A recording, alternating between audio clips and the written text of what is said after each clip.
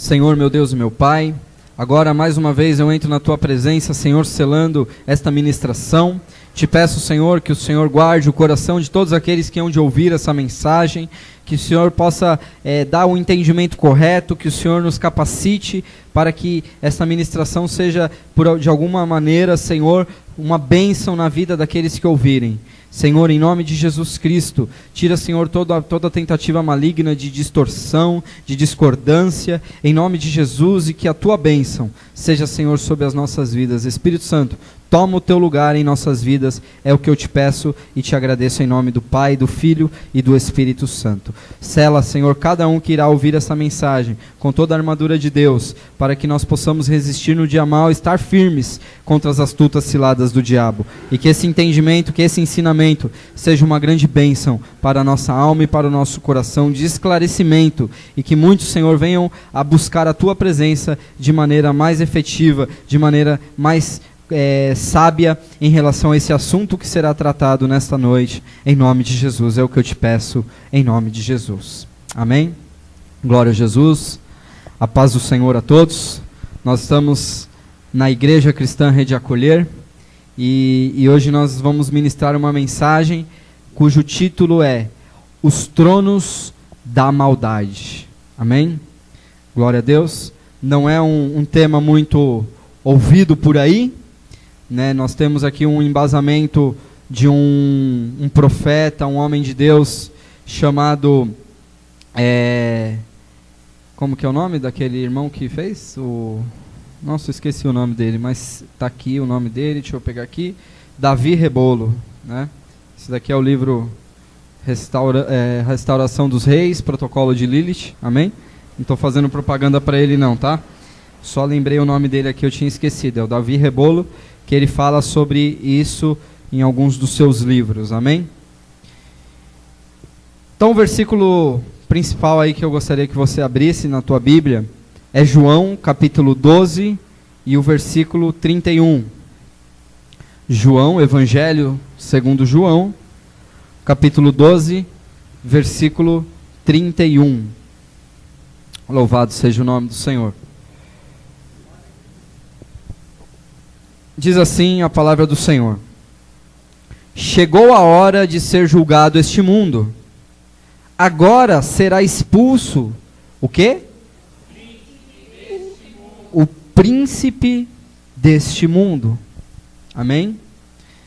Então aqui a palavra do Senhor, ela nos fala no tempo em que Jesus estava no seu ministério terreno, em que ele estava ministrando, expulsando demônios, operando milagres. E aqui no capítulo 12 de João, ele fala que chegou a hora do mundo ser julgado. E quando ele fala que chegou a hora, aqui ele não está pressupondo uma escatologia do juízo final. Aqui ele não está dizendo que o mundo, chegou a hora do mundo ser julgado e todos comparecerão diante do tribunal de Cristo. Este é um evento futuro que acontecerá. Porém, quando Jesus ele falava, chegou a hora de ser julgado este mundo, ele estava dizendo acerca do momento em que estava sendo chegado quando esse texto foi escrito, que foi a hora em que Jesus foi crucificado. Amém? Então, quando aqui ele fala, chegou a hora de ser julgado este mundo, ele está falando do evento da cruz do Calvário, de que ele iria para a cruz e através da cruz o mundo seria julgado. Por quê? Através da cruz. Porque é através da cruz que nós encontramos a graça e a redenção dos nossos pecados. Então a cruz é o divisor de águas, a cruz é aquele que vai trazer a condenação para o mundo. Porque aqueles que não se achegaram à cruz de Jesus, esses não receberam essa graça de serem redimidos, de serem salvos, de serem isentos de uma condenação futura. Então, o marco da cruz é a hora do juízo do mundo. Porque nós, como aquele autor Rick Warren, lá naquele livro Uma Vida com Propósitos, ele diz que nós estamos sendo preparados para responder 2 perguntas a Deus. A primeira é o que nós fizemos da cruz de Cristo. E dependendo da resposta que nós dermos para Deus, vai determinar onde nós passaremos a eternidade. Então, se nós não nos achegarmos à cruz e não recebermos a graça de sermos lavados e remidos no sangue de Jesus e termos nossos pecados perdoados, nós passaremos a eternidade em um lugar não tão confortável assim. Amém? Uma maneira bem suave de falar das labaredas, das chamas do fogo do inferno. Amém? Então só vai ser salvo quem passar pela cruz. Então o juízo do mundo é a cruz. Aquele que não passar pela cruz não tem a vida eterna.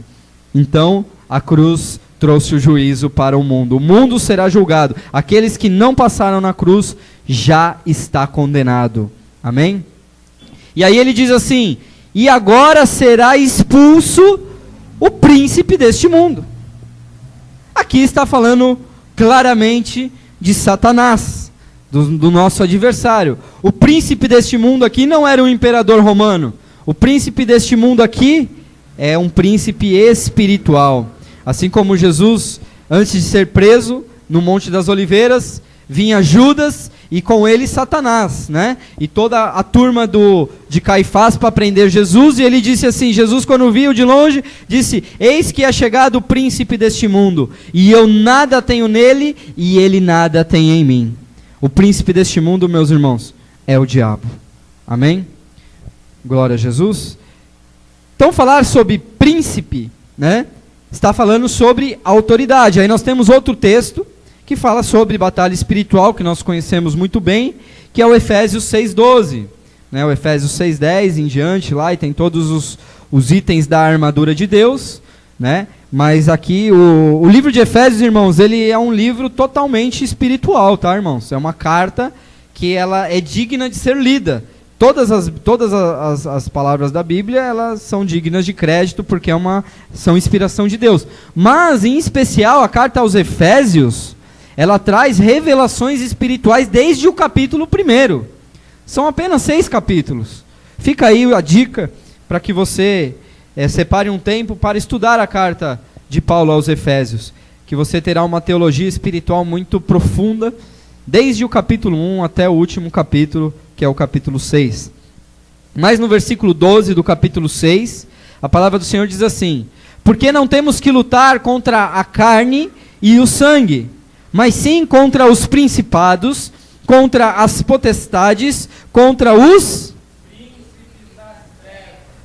príncipes das trevas deste mundo, deste século, contra as hostes espirituais da maldade nos lugares celestiais. Você vê que aqui o apóstolo Paulo já traz mais uma informação acerca dessas questões espirituais, e chama aqui de príncipes das trevas. Jesus fala do príncipe deste mundo, que é o diabo, e aqui o apóstolo Paulo aumenta um pouquinho o leque, colocando no plural os príncipes deste mundo, das trevas, né, deste século, deste mundo tenebroso. Tem algumas versões. Então eu gostaria aqui de enfatizar algumas coisas acerca do quesito autoridade. Amém? Quando nós falamos de príncipe, a primeira coisa que vem ao nosso coração é poder e autoridade, né? Um príncipe, ele tem o poder de executar os seus desejos e a autoridade para isso, né? Ele possui uma autoridade. E logo ele possui o quê? Um governo, né? Um príncipe, nós poderíamos eleger presidentes, prefeitos, assim, fazendo um paralelo com o mundo secular. São os príncipes dessa terra, são aqueles que governam, são aqueles que possuem poder e autoridade para gerir, né, a nossa terra presente. E aqui nós temos essa questão dos príncipes das trevas. A palavra que Jesus usou aqui no Evangelho de João, o príncipe deste mundo, no original grego é a palavra cosmocrator. Essa palavra cosmocrator, ela nos traz um entendimento muito interessante acerca deste príncipe do mundo, né? Desse príncipe deste mundo que é Satanás. A palavra cosmocrator, ela tem o seguinte significado: Senhor do mundo, príncipe desta era, o diabo e seus demônios. Então esta palavra no original grego cosmocrator, ela tem esse significado de que é o Senhor do mundo e se referindo na Bíblia como os Satanás e os seus demônios, né? O que eu achei interessante nesta palavra é que ela tem aqui uma palavra no início que é cosmos, né? Cosmocrator, né? Então essa palavra cosmo, ela me traz uma ideia de uma dimensão que vai além das nossas dimensões naturais da vida, né? O cosmo, né? Quando a gente fala do cosmo, algo cósmico, né? Nós já pensamos em que o cosmo, ele traz a ideia do universo, amém? O cosmo é o universo, é o mundo como num ponto de vista universal, é o mundo, e não só o mundo, mas também o universo é o cosmo, né? Amém? Então, quando eu vejo essa palavra cosmo associada ao krator, né, que tem uma relação com a questão da autoridade, do governo, a autoridade me traz aqui o entendimento de que a autoridade desse príncipe das trevas, ele se limita às esferas cósmicas, ou seja, ao cosmo, né, cosmocrator, um governo limitado ao cosmo. Por que eu estou falando isso? Porque o seu poder, ele abrange sobre planetas e sistemas, transcendendo o quê? Culturas da nossa terra, né? Culturas do tempo, das regiões, daquilo que nós às vezes pensamos acerca de batalha espiritual, né? Às vezes a gente olha as questões de batalha espiritual falando de conquista de cidades e de atos proféticos, de unções, enfim, de tomando posse de territórios espirituais, enfim, nós temos base bíblica para isso, mas quando está falando do príncipe ou dos príncipes, né? Que aqui nós lemos em Efésios 6, 12, nós entendemos que esse governo desses príncipes, ele vai além das questões regionais. Ele chega numa esfera cósmica em que vai estar em concordância com a palavra de Deus quando fala acerca das regiões celestiais, né? Quando nós temos aquele exemplo de Daniel, em que Daniel, ele orou durante 21 dias e no 21º dia veio a resposta, o anjo apareceu para ele e disse: olha Daniel, homem muito amado, desde o primeiro dia que tu se colocastes a orar e a jejuar e buscar ao Senhor, eu saí com a sua resposta, desde o primeiro dia. Só que o príncipe da Pérsia e o príncipe da Grécia me resistiram por 21 dias. Então o arcanjo Miguel, ele veio ao meu favor e ele ficou lá guerreando e eu pude trazer aqui a mensagem. Então nos dá essa ideia desse texto de que a luta ela é travada nas regiões celestiais, no cosmo, né? Então esse governo de príncipes das trevas, ele está além da Brasilândia, ele está além das questões culturais, das drogas, da prostituição, dos roubos, de todas essas questões que nós vemos claramente na sociedade. Então, príncipes vão na dimensão cósmica. Amém? Glória a Deus. Mas eu não estou aqui querendo exaltar os demônios não, os príncipes não. Porque eu quero aqui fazer um paralelo com uma outra palavra muito importante, que está lá no livro das Revelações, no Apocalipse, quando o Senhor Jesus diz: eu sou o alfa, o ômega, o princípio e o fim. E ele diz assim: eu sou o Todo-Poderoso, né? O Todo-Poderoso. Eu não marquei aqui a referência, mas está ali no comecinho do livro do Apocalipse. Depois na tua casa você lê ali os primeiros capítulos, se eu não me engano é no capítulo 3 ou no capítulo 2. Que ele fala, eu sou o Todo-Poderoso. E essa palavra Todo-Poderoso, que ele utiliza lá no Apocalipse, é a mesma palavra no hebraico que é El Shaddai. El Shaddai é Todo-Poderoso no hebraico. Mas no grego, que é onde foi escrito o Novo Testamento, a palavra para Todo-Poderoso é a palavra Pantocrator. Olha que interessante. O príncipe deste mundo é o Cosmocrator. É um governo limitado ao cosmo. Mas quando nós falamos da palavra Pantocrator, então significa aquele que tem o controle de todas as coisas. É o governador de tudo. Olha o que está escrito lá no léxico Strong. A palavra Pantocrator, governador de tudo. É o Todo-Poderoso Deus. Então, se por sua vez os príncipes das trevas têm um governo cósmico, limitado ao planeta e às regiões do universo, né, cósmicas, o Senhor Jesus é o Todo-Poderoso que governa sobre tudo. Amém? Apocalipse 1:8. O presbítero aqui nos auxiliou e prontamente encontrou o versículo. Apocalipse 1:8.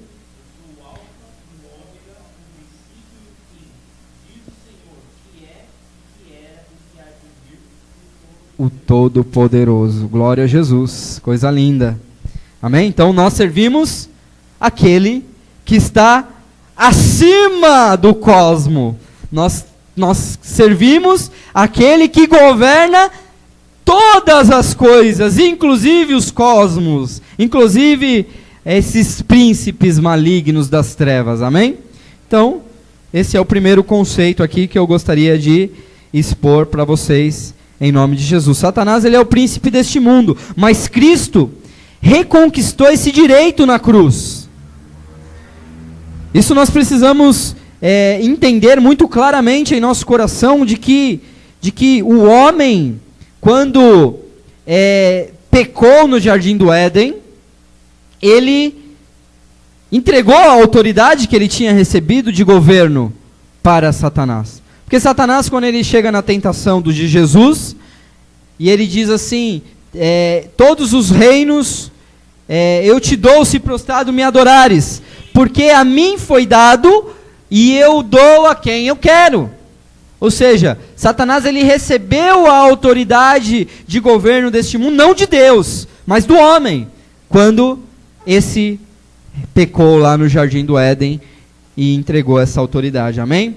Então, Jesus, esse príncipe, ele tem um domínio sobre o mundo, ele governa sobre o mundo, mas de uma maneira limitada. Por quê? Porque Jesus, ele reconquistou esta autoridade que Satanás tinha recebido e entregou para quem? Para a igreja do Senhor. Entregou para a igreja. Então, o príncipe deste mundo, ele continua ainda governando o mundo da incredulidade, ele continua governando o mundo do pecado, ele continua governando o mundo das trevas, ele continua governando aqueles que não querem estar na nova aliança com Jesus Cristo. Mas, nós que somos a igreja do Senhor, nós recebemos todo o poder e toda a autoridade para pisar em serpentes e escorpiões. Amém? Glória a Deus. Esse é princípios de autoridade, irmãos. Nós vamos falar aqui de tronos da maldade. E para isso nós precisamos ter isso muito compreendido no nosso coração. Nós temos toda a autoridade que nos foi concedida por Jesus. Porque tem muita gente que quando fala sobre batalha espiritual, fala, Deus me livre, eu não quero me envolver com esses negócios não, porque, né, eu vou sofrer retaliação. Irmãos, a nossa vida cristã, ela é uma guerra declarada desde o dia que você aceitou Jesus. Ela é uma guerra declarada desde o dia que você escolheu estar no reino de Deus, escolheu servir a Jesus Cristo. Nesse dia, o teu nome foi colocado numa lista negra lá no inferno de Satanás, que vai querer te fazer de tudo para te tirar do caminho do Senhor. E cabe a nós resistirmos, amém? Cabe a nós lutarmos com a nossa fé, o escudo da fé, com a palavra, e poder resistir ao diabo. Então, para nós que somos a igreja, lidar com batalha espiritual, nós temos que ter o equilíbrio, porém, não temos que entender que Satanás possui um poder, um governo maior do que o de Deus e o da sua igreja que ele entregou, amém? Nós temos o poder de transformar aonde nós estamos, amém? Nós temos o poder para transformar este lugar de trevas em um lugar de paz, em um lugar de amor, em um lugar, eu creio, num avivamento na Brasilândia. Nós estamos aqui para fazer a diferença na nossa geração. Você pode até me chamar de sonhador, né? Mas eu tenho fé que Deus nos levantou, não foi em vão neste lugar. Deus nos levantou para uma grande obra que Ele sonhou para este lugar. Amém? E nós tomamos posse dessa autoridade. Agora abra comigo em Colossenses capítulo 1, versículo 16, para nós entrarmos aqui, propriamente dito, na mensagem. Colossenses capítulo 1, versículo 16, a Daiane tinha me pedido esse versículo, eu não soube dar, e está aí, pode riscar na tua Bíblia, marcar. Oi?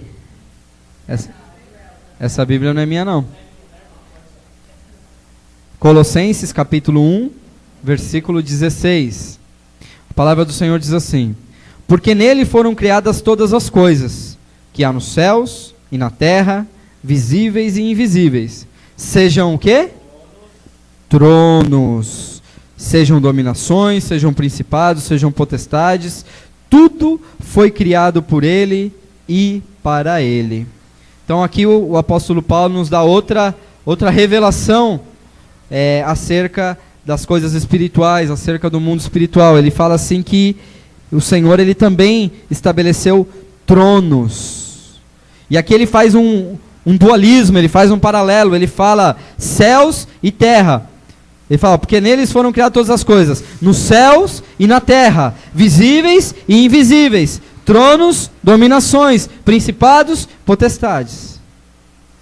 Então aqui esse paralelismo que o apóstolo Paulo ele usa, nos dá a ideia de que se existem tronos sobre a terra, amém? Tronos de reis, de presidentes, de príncipes nesta terra, também existem tronos nas regiões celestiais, trono no céu, tronos nas dimensões tanto do reino de Deus, como do reino das trevas.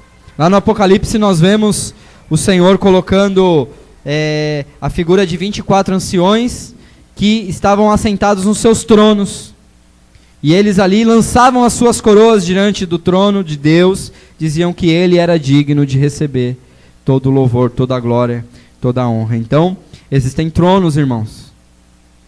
Tronos que são reais. Tronos da maldade que foram estabelecidos a princípio por Deus, no seu contexto espiritual, porém foi deturpado pelas trevas a partir daquilo que o diabo começou a governar nessa esfera cósmica, amém? Glória a Deus, não quero ficar aqui falando muito difícil não, viu, irmãos? O que eu quero dizer para vocês é muito simples. Eu quero dizer que aquilo que muitos de nós descartamos como sendo simplesmente, isso é coisa maligna, é coisa do diabo, sem nenhum efeito para nós cristãos, nós descartamos, não, isso aí, agora eu tô em Cristo, essas coisas já não tem mais influência nenhuma sobre a minha vida. Essas coisas estiveram dominando nações de geração em geração, irmãos. Porque o inimigo criou nesses tronos, né? Ele criou tronos de sedução e de engano para a humanidade. Esses tronos, eles levam o nome, irmãos, de horóscopo ou zodíaco, né? Os signos do zodíaco. Esse signo do zodíaco, isso existe em várias regiões do mundo. Não é uma coisa dos ocidentais aqui nosso. Isso aí tem o horóscopo chinês, tem o horóscopo hindu. Então existe isso há muito tempo, há milênios, com esse nome, de consulta aos astros. Você vê como a coisa começa a ter uma conexão? Esses tronos estabelecidos da maldade nas regiões celestiais, nós vemos no decorrer da história e em vários lugares do mundo, as trevas consultando esses astros e de alguma maneira recebendo a influência desses astros. E por incrível que pareça, irmãos, nós temos aqui 12 tronos da maldade. 12 tronos que correspondem aos 12 signos do horóscopo que nós temos, tanto chinês quanto esse ocidental que nós conhecemos. Então, são 12 tronos.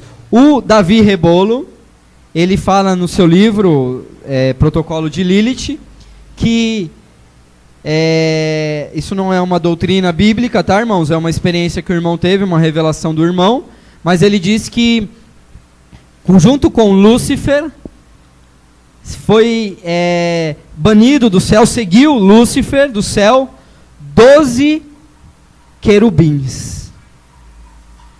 E esses 12 querubins correspondem a 12 tronos da maldade, que correspondem a 12 signos do horóscopo. Por que o horóscopo ele não começa no dia 1º e vai até o dia 30, sei lá? Por que existe um cuidado numerológico para que um signo comece em determinado dia e termine em determinado dia, para que comece outro signo a partir do próximo dia, do dia seguinte, que não é uniforme do 1 ao 30. Ele começa, se não me engano, uns começam dia 18, o outro termina no dia 21, sei lá. Mas existe algo muito mais sério por trás disso. Mas primeiro, aqui eu quero falar sobre o que a Bíblia diz sobre essa questão dos signos, do horóscopo, do zodíaco, porque muitos na igreja não têm esse entendimento. Muitos na igreja ainda consultam o horóscopo. Muitos na igreja ainda, quando estão lá na sua vida secular, no seu trabalho, na sua escola, em outros lugares, as pessoas do mundo chegam, mas que signo que eu falei? Eu sou de touro. Perguntando para o crente, né? Que signo que você é, fulano? Eu sou de virgem. Né? Você é de virgem, irmãos? Tem muito crente falando que é de câncer. Outros falando que... sei lá, né? Sou touro. Não, o câncer é o pior. Já pensou? Câncer é uma doença maligna, né? É uma doença de destruição, uma doença de morte. Eu sou de câncer. Misericórdia, né? Então, abra comigo em Deuteronômio, capítulo 18, versículo 10 a 12. Porque o horóscopo, meus irmãos, nada mais é do que adivinhação. Quando eu estou indo trabalhar de manhã no metrô, eu fico olhando lá naquelas televisão que tem lá no metrô, e fica passando, pisca lá de manhã o horóscopo. Aparece lá o signo e ali uma máxima, ali uma sentença de influência. Olha, nesse dia para você a cor favorável é o azul, e hoje você terá boas oportunidades. Ali aparece um mapeamento astral, aparece ali uma situação de um decreto para que aquelas pessoas que estão debaixo daquele signo falem, é igualzinho a mim, é isso mesmo, e as pessoas acreditam nisso. Sai até no jornal, hoje não tem nem mais jornal, né? Assim, acho que até sai no jornal lá, o horóscopo também, mas nas redes sociais, em todo lugar chega essas coisas, né? E o que a Bíblia fala sobre isso? Porque isso é adivinhação, irmãos. O horóscopo, a astrologia, o zodíaco estão totalmente proibidos nas escrituras sagradas, pois são usados para adivinhação. E toda adivinhação é abominação ao Senhor. Deuteronômio, capítulo 18, versículo 10 a 12. Deuteronômio, capítulo 18, versículo de 10 a 12, diz assim: Não se achará no meio de ti quem faça passar pelo fogo o teu filho ou a sua filha, nem adivinhador, nem prognosticador, nem agoreiro, nem feiticeiro, nem encantador, nem quem consulte um espírito adivinhador, nem mágico, nem quem consulte os mortos, pois todo aquele que faz estas coisas é abominável ao Senhor. E é por causa dessas abominações que o Senhor teu Deus os lança fora de diante de ti. Então, para mim, irmãos, horóscopo é adivinhação. E adivinhação é abominável diante de Deus. Então, aqui eu já dou para nós, cristãos bíblicos, que o crente não deve consultar horóscopo, porque é abominação. Amém? Louvado seja o nome do Senhor. Partindo desse pressuposto que nós não consultamos,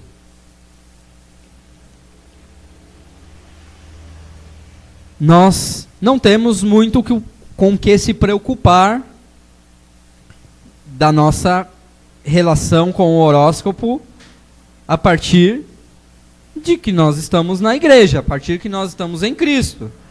Eu me converti, eu li horóscopo e agora eu não leio mais. Esse é o natural do Espírito Santo convencer o homem do pecado, da justiça e do juízo. Esses detalhezinhos de tipo, ainda assumir algum tipo de, falar, eu sou de leão, isso aí agora, com esse entendimento, nós vamos passar a rejeitar esse tipo de palavra, de aceitação, de falar assim, que signo que você é? Não, irmão, eu não acredito em signo, eu sou cristão. Eu não acredito em horóscopo, e eu não tenho, mas que dia que você nasceu? Não, o dia do meu nascimento foi o dia que Deus fez uma festa no céu, porque Ele mandou um santo para essa terra. Esse é o dia do meu nascimento. Porque Deus, eu estou em Cristo, então eu não assumo essa... É porque, irmãos, parece engraçado. Tem duas coisas que as pessoas, elas são obrigadas a ter. Ou um time de futebol ou um signo. Parece incrível, irmão. Em qualquer lugar que você vai, que você começa a se relacionar, na escola, no trabalho, em qualquer lugar, a primeira coisa, quando a pessoa começa a conversar com você, que não tem muito assunto, ela pergunta, que time que você torce? E você precisa responder, irmão. Parece uma coisa interessante isso, porque alguém precisa ser alguma coisa. Eu preciso ser corintiano, são paulino, palmeirense, santista, alguma coisa eu preciso ser. Por que isso, irmão? Aleluia. Glória. Aleluia. E o horóscopo é a mesma coisa. Que signo que as mulheres, está mais, tá mais no meio das mulheres, né? Que signo que você é? Então, irmãos, agora a partir de hoje, quando alguém te perguntar que signo que você é, não aceite não assuma essa personalidade. Eu sou de virgem, eu sou de Capricórnio. Você não é de nascer, é de Jesus, irmão. Teu signo é Jesus. Se alguém te perguntar qual é o seu signo, você fala leão. Ah, você nasceu em julho? Não, você é leão da tribo de Judá. Amém? Glória a Deus. Eu quero aqui expor rapidamente o princípio de portais, irmãos. A Bíblia nos traz ideias em que no mundo espiritual existem portas, né? E em Mateus capítulo 16, versículo 18, quando Jesus ele fala para Pedro acerca da igreja, e ele diz assim, pois também eu te digo que tu és Pedro, e sobre esta pedra edificarei a minha igreja, e as portas do inferno não prevalecerão contra ela. Aqui nesse texto está muito nítido e muito claro, quando Jesus diz que existem portas do inferno. Portas, elas abrem e elas fecham. Se não tivesse porta, seria, sei lá, buracos do inferno, né? Tipo, seria ali túneis do inferno. Mas não, Jesus ele diz que existem portas do inferno. As portas do inferno não prevalecerão contra a igreja. E essas portas, elas podem ser abertas e elas podem ser fechadas. Por que alguns evangélicos que gostam mais de orar, os irmãos do manto, da oração, os intercessores, eles têm um negócio especial com as 3 horas da manhã? Por que isso, né? Por que fala assim, o mistério é às 3 horas da manhã. Alguns com menos entendimento dizem, porque a fila é menor. Irmão, não tem fila para falar com Deus, irmão. Né? Deus, ele, em nome de Jesus, é Jesus que te leva na sala do trono. Mas esses princípios de horários específicos, aqui a Bíblia fala no Salmo 91 da seta que voa ao meio-dia, né? Da peste que anda na escuridão. Tem pestes, tem demônios que andam somente na escuridão, e tem outros que andam somente ao meio-dia. Por que Davi ele se colocava ali nos horários específicos das suas orações? Às 9 da manhã, ao meio-dia, às 3 da tarde, às 6 da tarde, né? Daniel. E aqui nós temos vários exemplos bíblicos. Por quê? Porque é o princípio das portas. Tanto para nós cristãos, Jesus é a porta. Amém? Jesus é a porta. Para nós não tem horário para entrar na presença do Senhor.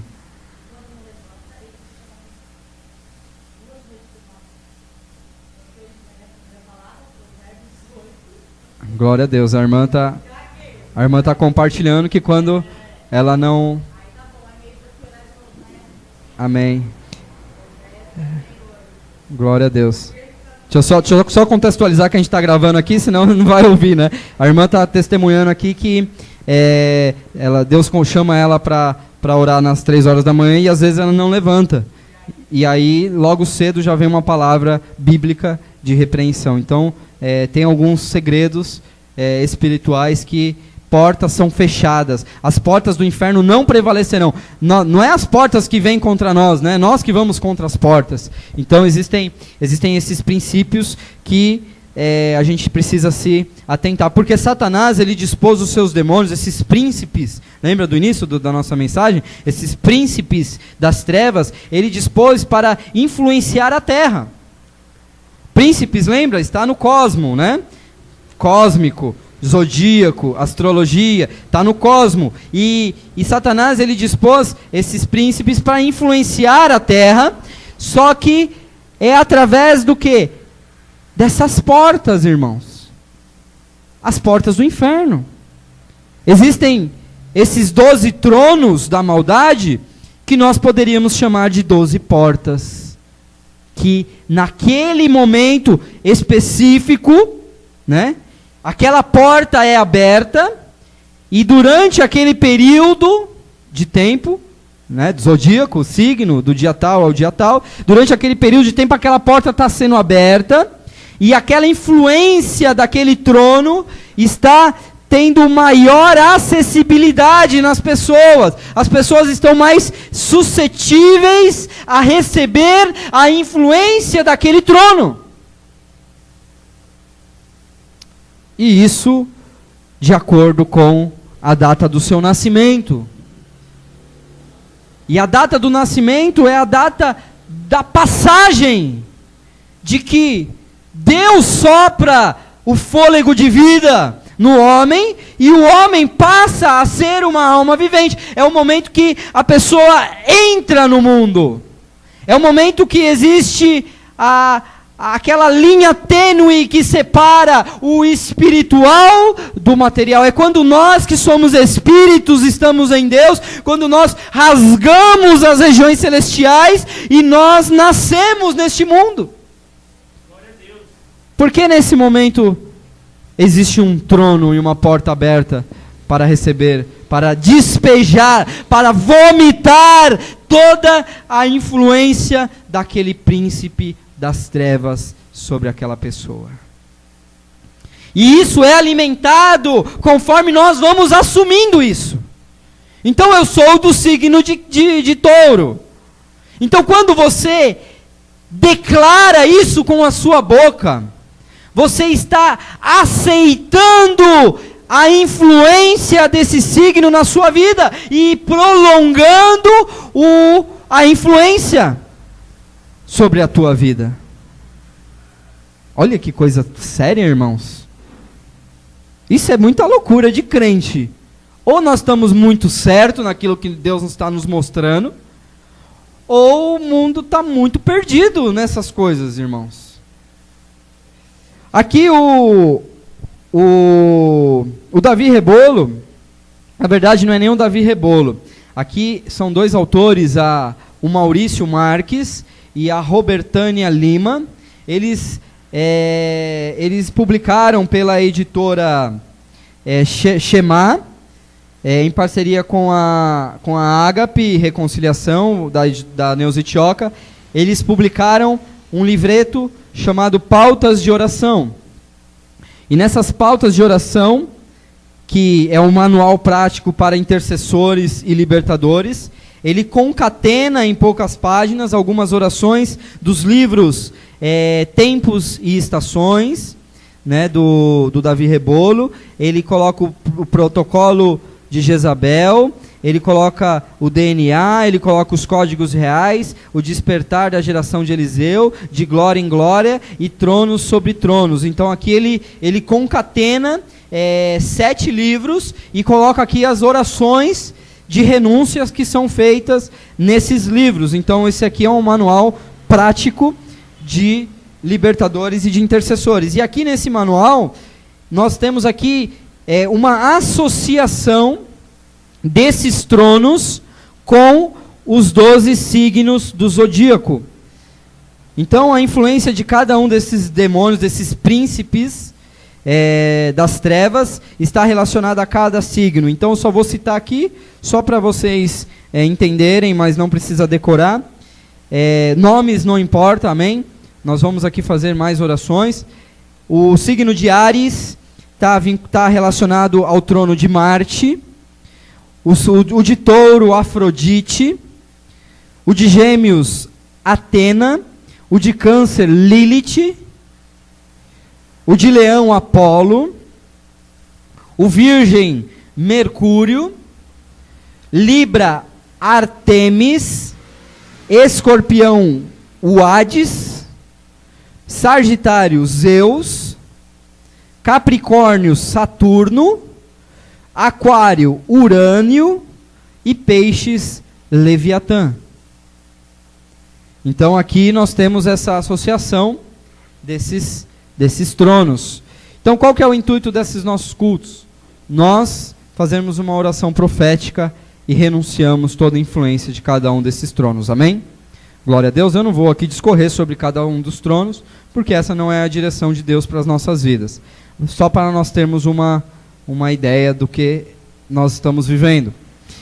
E por último lugar, não é só os tronos da maldade, irmãos. Nós temos aqui também 12 tronos de bênção, que Deus preparou também, que são as 12 tribos de Israel. Porque assim como as 12 portas do inferno influenciam as pessoas, nós também vamos crer e tomar posse pela fé que Deus preparou os 12 tronos de Israel para também liberar bênçãos sobre as nossas vidas. Ativar as bênçãos dessas 12 tribos sobre as nossas vidas. Sabe por quê? Porque nós também temos parte na promessa de Abraão, pela fé em Jesus Cristo. Então isso é uma coisa que nós precisamos saber. Nós precisamos não somente nos desligar dos tronos da maldade, mas também ativar as bênçãos das tribos de Israel. Então em Apocalipse capítulo 21, versículo 12, só para ter aqui a base bíblica, ele diz o seguinte: tinha um grande e alto muro, com 12 portas. 12 o quê? Portas. E nas portas 12 anjos, e nomes escritos sobre elas, que são os nomes das 12 tribos de Israel. Então, lá na cidade celestial, na Nova Jerusalém, onde nós vamos passar a nossa eternidade, aqui o Apocalipse nos revela que nessa cidade ela é cercada por um muro, e nesse muro existem 12 portas. E sobre essas 12 portas estão escritas 12 tribos de Israel. Em cima de cada porta está escrito o nome de uma tribo. Olha que interessante. Então, se por um lado nós temos as portas dos tronos que exercem influência, vamos agora acessar a influência e ativar essas bênçãos das 12 portas. Olha que interessante. Está falando de porta, irmão. Na porta tinha o nome da tribo. Então vamos ativar essas bênçãos sobre as nossas vidas. Amém? Glória a Deus. Então aqui eu não quero aqui associar neste momento as 12 tribos com os 12 signos, né? Mas eu até tenho aqui, daqui a pouquinho eu falo. Mas eu quero aqui falar sobre essas 12 bênçãos, sobre essas 12 tribos que receberam bênçãos, tanto de Jacó, antes de morrer, ele chamou seus filhos e abençoou cada uma das tribos, e também Moisés abençoou cada uma das tribos antes de entrar na terra prometida. Amém? Então, esse daqui eu não tirei do livro, foi uma perspectiva minha, eu tirei dessas bênçãos, que são versículos bíblicos, então são textos longos, mas eu tirei aqui algumas qualidades, algumas bênçãos que estão associadas a essas tribos. Então Judá é louvor e governo. Issacar é abundância e tesouros escondidos. Zebulon será um porto, é um porto seguro. Ruben, excelente em força e poder. Simeão, força e coragem. Gade, justiça do Senhor. Efraim, excelência e benevolência. Manassés, multiplicação. Benjamim, segurança. Dan, julgará o seu povo. Aser, delícias reais. E por último, Naftali, palavras formosas. Olha que coisa linda. Então esse esboço depois vai ficar ali no nosso mural, na nossa prancheta. E aí depois você vai lá com o teu smartphone e você tira uma fotografia e compartilha com os seus irmãos, porque são informações importantes. Conclusão: todas as características dos tronos da maldade devem ser renunciadas, para nos tornarmos livres de toda essa influência maligna. E devemos ativar as características das bênçãos de cada uma dessas tribos de Israel, para sermos totalmente abençoados. Então, só para título de informação, rapidamente, a tribo de Judá, associado ao Áries, Issacar, touro, Zebulon, gêmeos, Ruben, câncer, Simeão, leão, Gade, virgem, Efraim, libra, Manassés, escorpião, Benjamim, sagitário, Dan, capricórnio, Aser, aquário e Naftali, peixes. Isso tudo foi tirado deste livro, Pautas de Oração, de Maurício Marques e Robertânia Lima. Amém? Glória a Jesus. Eu vou fazer uma oração para para nós encerrarmos aqui, depois nós vamos fazer a oração aqui da renúncia nós. Eu não vou gravar a oração da renúncia por uma questão ética aqui dos autores do livro, amém? Senhor, meu Deus e meu Pai, eu coloco diante da Tua presença cada um que ouviu essa ministração. Que seja, Senhor, um alerta, que seja, Senhor, uma bandeira, um sinal, que seja aqui um aviso, como um arauto que proclama paz, declara paz e proclama guerra. Que seja aqui para aqueles que vão ouvir essa ministração, um aviso para que possamos nos revestir cada vez mais de Deus e rejeitar as obras das trevas. Pai querido, muito obrigado por essa mensagem. Guarde cada um dentro da Tua presença, debaixo do Teu tabernáculo. Em nome de Jesus, eu te agradeço. Eu agradeço a todos que ouviram essa mensagem, que possa ser uma bênção na tua vida, no teu ministério, no teu entendimento espiritual, e que não fique só nas minhas palavras, mas que você procure realmente buscar maiores entendimentos com o Espírito Santo, porque Ele é aquele que nos ensina todas as coisas. Amém? Fica na paz e Deus abençoe a todos.